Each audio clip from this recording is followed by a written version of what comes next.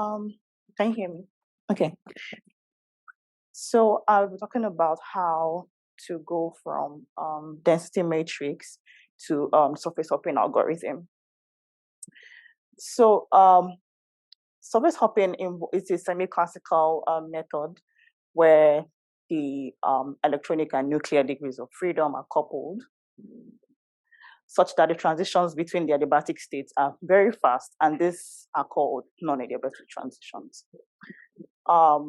So surface hopping models these non-adiabatic transitions as an instant jump between two adiabatic surfaces, like I'm showing in the diagram. And general expression for describing this non-adiabatic dynamics is this expression I'm showing here. This left part represents time dependence, because most times when you use this method, you want to describe events going on with like relaxation or like quantum dissipation. So here represents the energy of the current state before it hops onto the next one. And the term here is a non-adiabatic coupling, which represents the coupling between the nuclear degrees of freedom and the overlap of two adiabatic surfaces, say K and J. Now, surface hopping actually accounts for these transitions using a hopping probability, and it uses the time evolution density matrix formalism, because it helps to describe the probability of finding because the density matrix formality helps you with probability. So density matrix is just a different form of describing the state of a quantum system, and it's useful for time-dependent problems like relaxation. So here I'm showing an expression of the density matrix operator, and kind of like analogous to the time-dependent Schrodinger equation, just instead of wave function, you're using density matrix here. And then you have the Hamiltonian. So to describe the time evolution of this density matrix operator, say you have like a two-level system, then you describe the interaction as this, and then you are able to get the components of the density matrix, which can be rewritten as this expression where L here is the Liouvillean superoperator.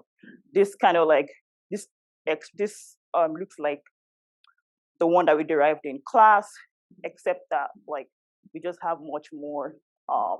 This includes the Rabi frequency.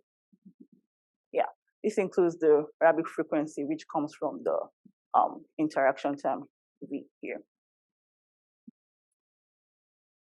So how exactly do we go from this density matrix to surface hopping? So we know that density matrix can be defined as the square of expansion amplitudes, say going from state K to J. But then, since non-adiabatic transitions involve switching between two adiabatic surfaces and bringing back this expression here. Now, this expression can be rewritten in density matrix formation, which was done by Tully.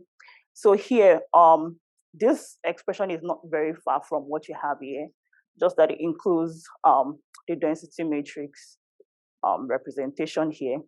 And then here you have more states. You can see here it was just K and J, but then here you have L.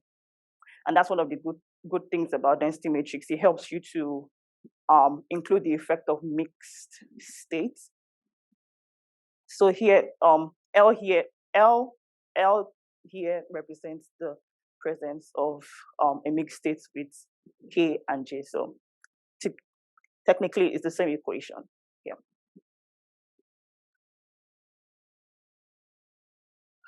So typically, the diagonal elements of density matrix represents population, while the off diagonal represents coherence. Now, the fewer switches method, which is the two-layer approach, actually models probability of switching between two states. So it represents this diagonal element here as a time derivative, and then this expression here represents probability of hopping from state K to L. So this expression here is defined as this. It's essentially the same thing as this expression here, just that it includes the imaginary and real part to account for the diagonal element and the off-diagonal element of the density matrix. So in order to maintain correct populations with this method, this algorithm kind of like minimizes the rate at which switching occurs between two different states. So G here is how the probability is being defined.